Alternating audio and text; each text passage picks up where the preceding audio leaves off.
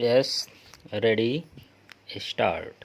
सभापति महोदय, मैं रक्षा मंत्रालय की मांगों का समर्थन करने के लिए खड़ा हुआ हूँ।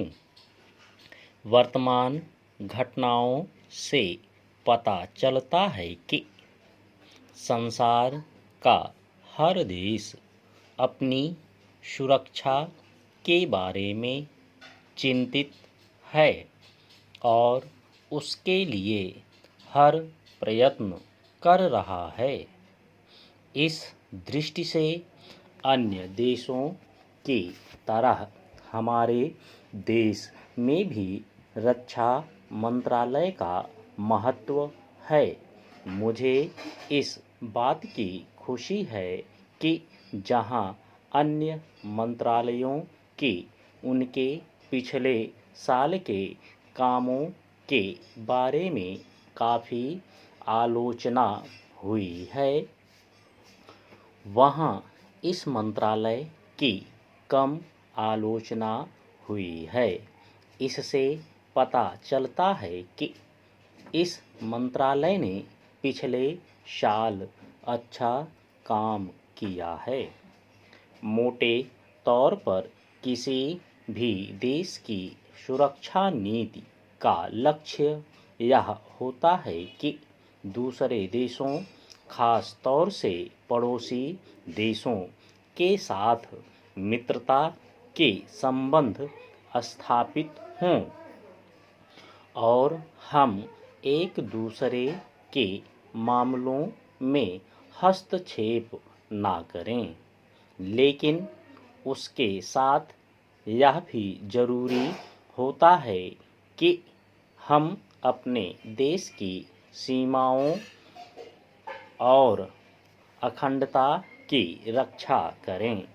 इसलिए हमारे देश का यह कर्तव्य हो जाता है कि हम अपने पड़ोसियों के कार्यों पर पूरी नज़र रखें, क्योंकि आज तक हमारे देश पर जो संकट आए वे हमारे पड़ोसियों से आए हैं। 1965 में पाकिस्तान के साथ जो लड़ाई हुई और उसके बाद ताशकंद में जो समझौता हुआ वह सिर्फ कागज़ पर ही रहा। पाकिस्तान ने उस पर कोई अमल नहीं किया। इस दृष्टि से बहुत ज़रूरी है कि हम अपने देश की सुरक्षा की हर तरह से व्यवस्था करें।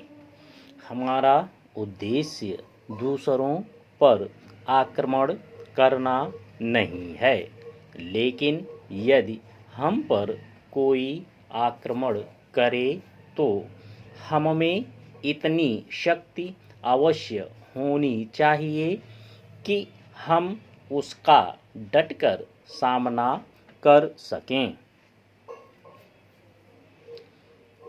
आप जानते हैं कि पिछले दिनों पाकिस्तान को अमेरिका और चीन से काफ़ी मदद मिली है।